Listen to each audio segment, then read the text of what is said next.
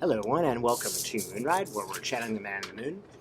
If you remember, a while ago, Leah and I solicited a bunch of awesome nicknames for Donald Trump. And the nicknames were so amazing that we thought, we gotta make some t-shirts out of these. And that's just what we did. The first round wasn't so hot, right? We had some problems with that particular company and design.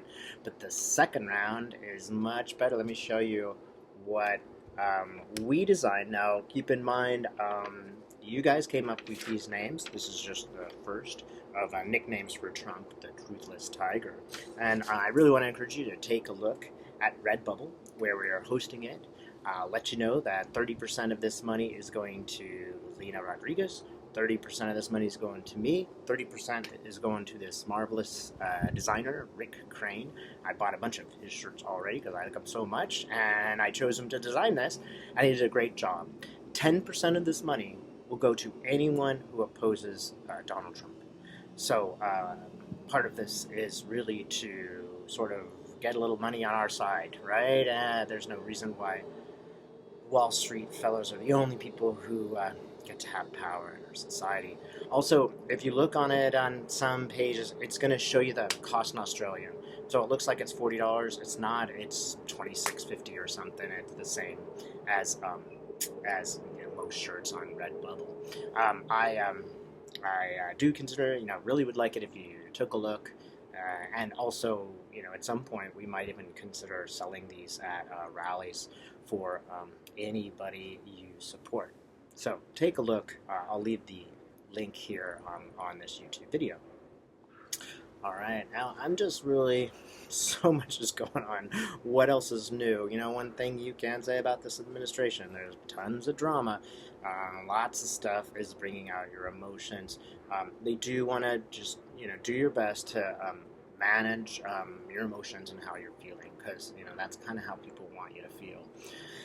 I'd like to see a couple of things. First of all, I just want to see where we are right now with the Democrats. To heck with that Donald. Let's see where we're going. I get a really good Elizabeth Warren feeling. Ha! I'm seeing her missteps. It's like, oh, I stepped in a pothole. Oops. Okay, yeah. But you know what? Good. Now her mistakes are past. Yeah, you notice, you might hear there's a race going on here in Australia, in Adelaide. So if you're hearing this noise, but it kind of corresponds to this race, that I'm talking about right now. It often happens that way when I do this work. Let's see. Race. Okay, they're actually literally showing up as cars. It's pretty funny to see Elizabeth Warren in this speed car along with Bernie Sanders and Buttigeig. It's a hilarious image. Please, if nothing else, you can take away this terrific image of these guys racing, guys and ladies racing around. Good for you. Look at her go. Elizabeth's just shifting that clutch like nobody's business. Just got the cap on. It's just yeah, don't mess with me. I'm just looking good. Buttigieg is looking not too bad. He's a little bit behind the two of them. I get Sanders kind of coming up second. Right? Now, I want you guys to understand, I often argue for and against these candidates because of their issues, but I do not at this point have a preference per se. I do have a preference for more progressive candidates, let's put it that way. So, just for full disclosure. Gosh, Warren's looking great, though. There she goes. Yeah, it's kind of like she's pulling ahead a little bit of, I get only three. I get Warren, Sanders, and Buttigieg. Warren's pulling, Warren's her car's just a little bit past them. I am concerned about Bernie. I'm just concerned about his health.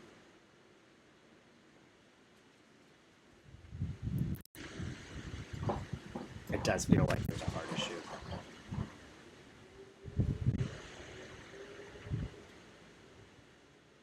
Buttigieg is kind of getting off, and he's going like this. Whew, that was a sweaty race. So, he's doing all right. He's doing all right.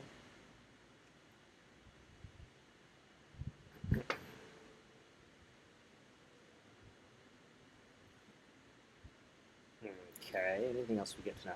Gosh, I do get Warren. I do get Warren as the winner. I don't think she's picked a running mate.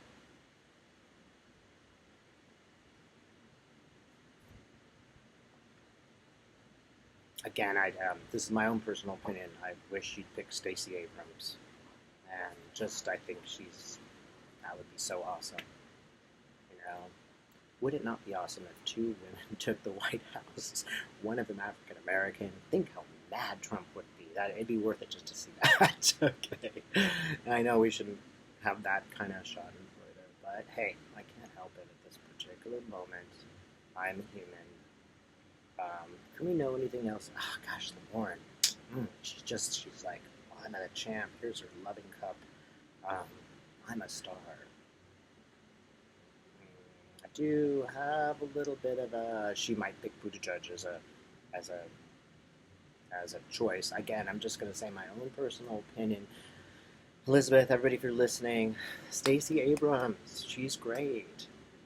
But you guys, it might be that Stacey Abrams doesn't want to be a VP. Maybe she's supposed to be the Georgia candidate. She's supposed to win that state for us. So it might not be up to me. Okay, let's just say that. Gosh, what can we know? What else can we know? I keep getting Sanders with health problems. I'm sorry to say. I don't want to prejudge anyone, but that is really just what I see. Remember, I could be totally wrong here, and things do change. Yeah, I get a Warren feeling. I get a pretty strong feeling for Buttigieg too. How are they going to do against Trump? The big question. Well, this is just my feeling in general about Trump. He's not doing well. He tries to do these more and more and more shocking things. Well, that propels his base.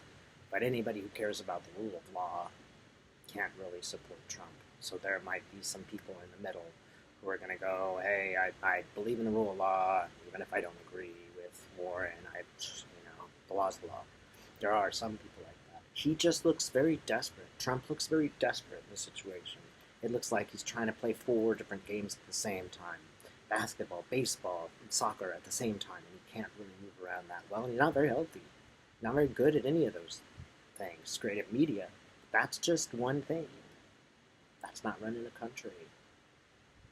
And it's just also physically taking a great toll on him.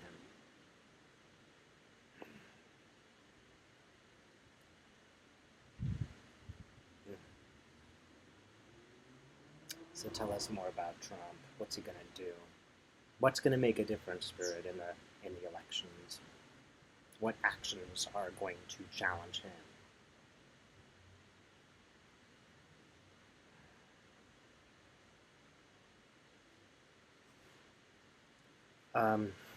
It's interesting because, of course, I'm seeing the phases of a moon. So just these time will tell. These next months will be openings for him to reveal who he really is. There will be some economic changes that will go zigzag, zigzag, zigzag. I actually don't see that the recession is inevitable. I mean, I think there's going to be a recession, but I don't necessarily see that that's going to happen before he leaves office. But that might not matter. This is what I'm getting, zigzag, zigzag, zigzag. It's just this uncertainty that's kind of in the back of everybody's mind right now. What else would trip him up? Yeah, I see him cutting off his own hand. He's going to do, he's doing, that could be Barr. He's cutting off his own left hand. If he just shut up about it, Barr would have done his bidding. But he's such a dunce. He's got to blab it, because that's what he knows how to do, media. He knows how to piss off everybody. Great. That's a plan for a while, but not forever. Bam! He cuts off his own arm. And that I think is, yeah, I think Barr is one significant thing that he miscalculated on. He's cut off his own hand. Barr now looks even more suspect than he did before. Barr might have to leave. I've seen him potentially leaving. It looks like he's going to leave. Yeah, I see him walking out the door right now. Really, like, I got no choice at this point. I can't effectively do anything and be trusted and keep myself out of prison. That's what I see him doing. What else do we need to know about Trump?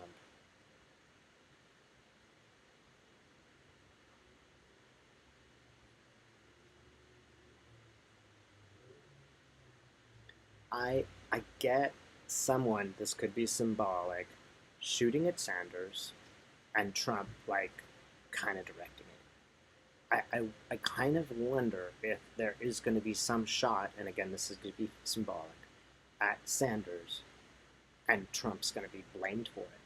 That there is danger, that Trump is behind the scenes, but if it's a shot of political point of view or attack that will backfire, it could literally be, somebody who's a Trump supporter trying to kill Sanders. That's not impossible. Obviously, I hope that's not the case. I don't think it will be successful. Again, I think it will backfire, if I can use another metaphor, and cause Trump. Everybody will look at Trump and be like, oh my God, you really will have people assassinated.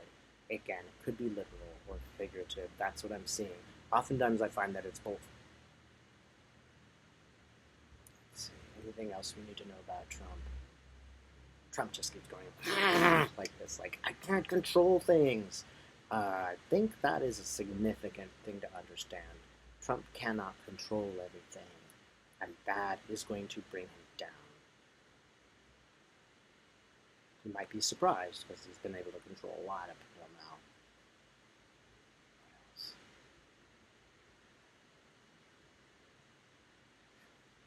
Interesting. Oh, look, I get a line down kind of halfway to the south to Florida and then another line across through Texas. These are the supporters. This is the angle of these supporters. But that's it. It's not going to go all the way around America. We keep getting this, oh my gosh, what will Wisconsin do? What indications are there that Trump's going to win Wisconsin? I don't see any at all. And this is showing me that those Trump loyalists are limited to 1/4 of the country, maybe slightly more than 1/4, maybe it's even 2/5. This idea that half of the people support Trump is a myth. It's a myth. Most people don't support Trump. All the candidates beat Trump. All of them. Warren, all of them. Since when in the history of the United States have we had such a situation where every single candidate against Trump beats Trump in any statistic? You might say that it doesn't matter. It does matter. You might say, oh, those people in Wisconsin will vote a certain way. Well, how do you know that? Those people in Wisconsin will be influenced by the other people around them who are voting in a certain way. California will get more electoral votes than it normally would. It's not one state take all and then there's nothing. They will get more.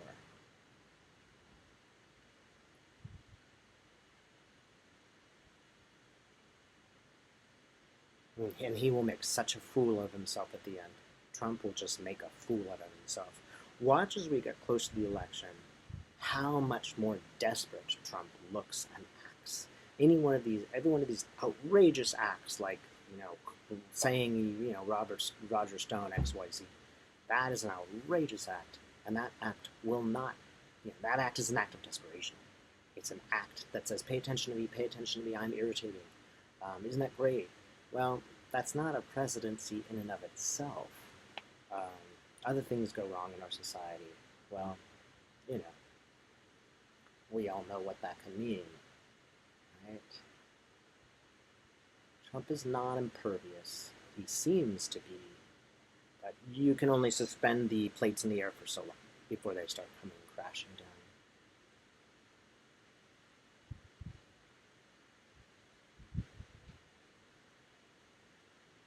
Anything else that we need? I'm getting told that there's no more.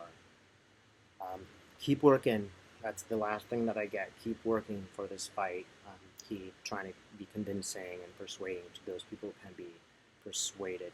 But try to bring the stress around this down a notch. Stressing out at this about this is not helping us. It is just making us more frantic. Right? So you can act the right way and not be totally attached to the outcome. That's what's needed right now. If you get attached to the outcome, you're going to worry about that outcome every single day until it comes, and then none of that worry is helping you. All the things that you do to work towards justice will help you. They will help your immortal soul. That's what we're all doing right now, and we just got to keep doing it. Do this for your soul, not for the outcome. That's the lesson that I get out of this. Thanks for watching.